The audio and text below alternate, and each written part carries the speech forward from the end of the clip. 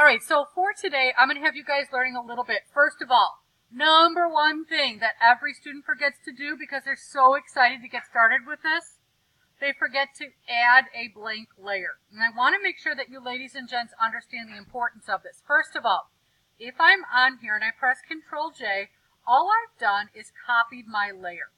So you can see, hoping to get a little bit more show in there. But you can see right here, I've got all of these copies in here. And I don't want all those copies in there.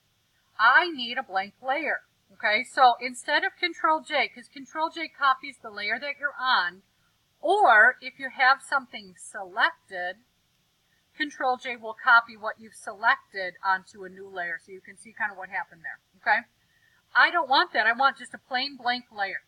And to do that, right down here on the bottom right-hand corner, I'm kind of circling it. It looks like a little Post-it note with the bottom corner flipped up. That is what you guys want to do. So you see it comes up as layer 2, or layer 3, or 4, or 5, or 6, etc. And you're going to want to change the name. So if you double click on that, we're going to call it piercings. And I'm ready to go. So you should remember Friday. You should remember, the last time we met. And you should remember seeing how to upload brushes. So if I'm looking at the piercings brushes here, you can see obviously this is way too big for the face that I have. But actually, let me just fix that really quick.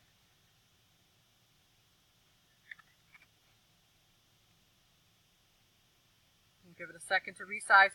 What you're going to do right now is you're going to be resizing those brushes and rotating them in order to put them down, which you should know by now.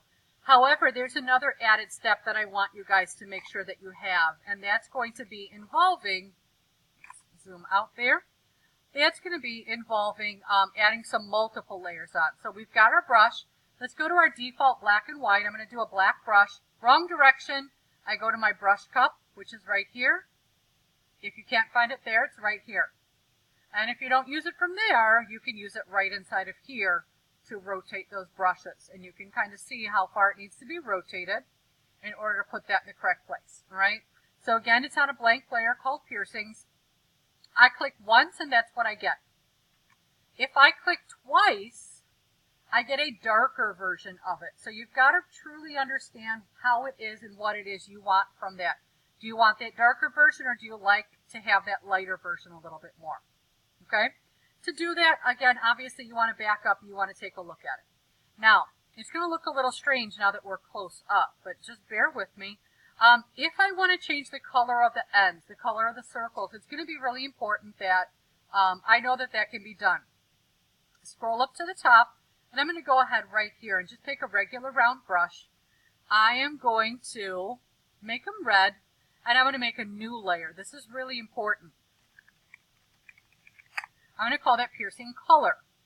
This one's going to get small. It'll be about the same size as the actual end of the piercing. And it'll look kind of weird. It'll look kind of silly. Until I actually remember that when I do my layers, the thing that's on top is the thing that's the most visible. Because this is above the regular piercing, I see the whole thing. But once I put this underneath, you'll see that it actually looks like it's coming from the color. So once again, all I did was grab that layer and click and hold. I dragged it where I wanted it. And you'll see that kind of a lighter color line popping up. That's exactly how I know it's in a place where I can drop it right now. So you want to make sure you know how to do that. So that's piercing color again, blank layers. I'm going to go to the next blank layer and I'm going to go ahead and add some shadow on, some eyeshadow. Some of the eyeshadow is already pretty forgiving in terms of being transparent. Some of it you do need to change the transparency of yourself. Anyone who doesn't know much about makeup or you're not sure which eye it goes on, please remember, you've got the eye that'll be on our left and the eye that'll be on our right. When you put that color on, you want to go ahead and match the angle of the eye. In this case, I might tilt it just the tiniest bit more. You may have to tilt it quite a bit more if your face is at an angle. So let's go ahead and let's put on some kind of crazy bright color. So if I put that on, you're going to see that it's apparent. But I'm going to come over here right now to this thing called the layer blend mode. Okay? So layer blend mode means if I click on the first one, it's going to look really funny looking. But what I did, you can see this layer is now in blue. If I use my arrow keys and I can scroll down, I'm going to be able to watch and see what happens with that color and how it blends back and see if any of those are desirable. Any of them want, exactly what I want to see in this particular. Some absolutely not. Some you're going to see are pretty opposite of what you would expect. But some look pretty nice. Like that one actually blends pretty well. I can put another layer, shadow 2. And I can come in with the same thing. I could add on a second color. I can do all kinds of very interesting things with it. And again, making sure you're matching up the angle of the eye. Maybe I'll go a little bit smaller. How that'll change if I put that underneath, etc. So that's how you're working with your eye shadow. When you're working with your lashes, same thing goes. You want the lashes to be topmost. This is going to be my lash layer.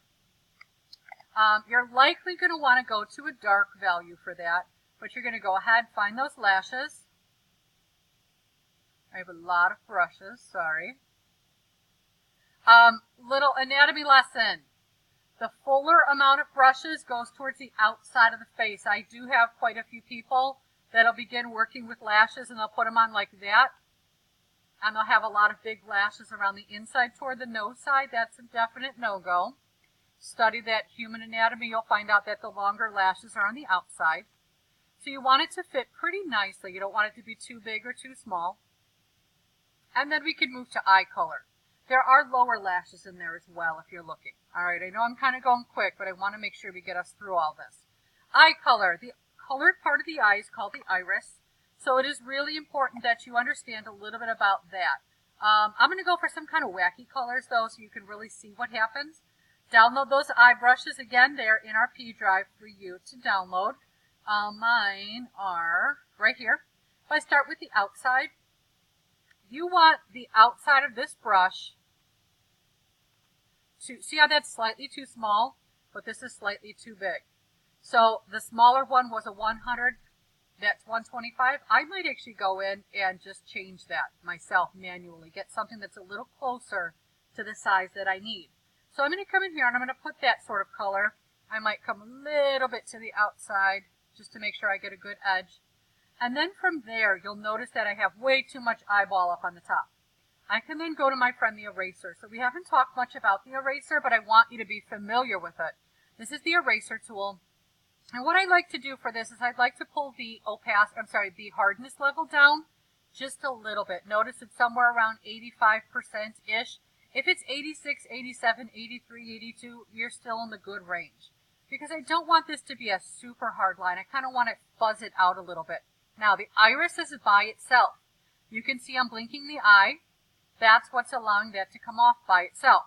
That's why I can come in here and erase the extra bits that I don't want and still have the rest of the eye makeup and the eyelashes behind it looking just fine. So that is a very important step. I could also drag this underneath the lashes if I wanted to have a little bit more of the lashes coming over the top. Okay? So again, super important to watch that layering, the size of your brushes, and being precise. All right? There are eyebrow brushes in there now. Those were a recent addition. You'll see those eyebrow brushes, and you're going to want to use them very carefully. Again, these may not be your particular style of eyebrows, but just know that this is what was available. One tip I have for you, if you go right here, new tool, alert, you've got a little eyedropper. Then you can actually pick the same value as the as the eyebrows, load that in your foreground color, and then use your brush as expected. So I'm going to go back to my brush. I'm going to scroll down to get to an eyelid, or an eyebrow. Go ahead and make that the right size. That's a little too big. 300 is a little too small. I'm going to probably go ahead in and just increase that manually then. Oh, I might need a little bit more than that. We're going to pretend that that's just perfect, and then I can come in with that. Now I can also go ahead in and use my eraser to clean up some of the other bits, or I can try to mask out some of the other eye. But again, that's on my iris level. Sorry, I didn't give you a new layer for that. Shame on me. but that's an option for you. Last, we're going to go ahead to lips. Excuse me. Lips. You would be very surprised to know that color for the lips is kind of subjective. I do soften it up a little bit. Again, maybe close to 80-85%. I'm going to choose a color. I'm going to go with something kind of different. I'm going to go with purple, just because I want you to see with adding a layer blend mode what that does. Notice I zoom in. I'll use a larger brush to get a bulk of the lip. And then I'm going to move to a smaller brush as I get out here. I'm going to want to make sure I get all the way up to the edge. You're going to need to do a little bit of work with the Control Z to undo your last action or go back to your history. You could also, I know we've used the some of the lasso tools before. You could also try a lasso tool and then just paint inside the outline. I'm going to go smaller. This, you should spend time. I'm not spending that much time on mine, but I definitely want you guys to spend time on yours because I want yours to look realistic. Right now it looks far from realistic. If I did mess up, again, we have our friend the eraser. I would come in with that eraser to a soft edged eraser. Let me just go up top. Let me make sure I get the right stuff for you. A kind of medium eraser. I might come close to the edge here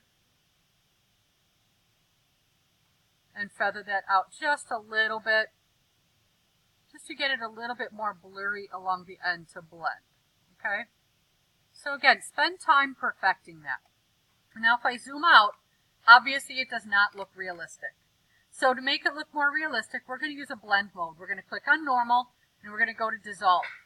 Now just use your arrow keys while you're watching the screen and you're going to kind of see some magic happening. You're going to see that you're getting that interaction between the color you put down, the color that's down there, and the name of that layer blend mode. So you can kind of make a decision, like some of them will look pretty not good, we'll say. Maybe that one is not exactly going to be her best color. But you're going to really try some different things. You might get to one and be like, oh, it's so pretty, it's so natural. And you blink the visibility on and off and it looks like it did nothing. Because it didn't do anything. That particular one was not a good match for that. So again, I'll click on it to highlight it and I'll just keep moving. I might say, oh, I think soft light is really nice. I like that color, that particular hue looks really good. So again, you have a variety of layers, all named, trying piercings, trying shadows, shadow styles, iris change, lash, as well as lip color, of which I did not. I put that one back on the iris layer, like I said not to. But again, I'm trying to rush through to make sure we make it in under our time mark so that you guys can get going.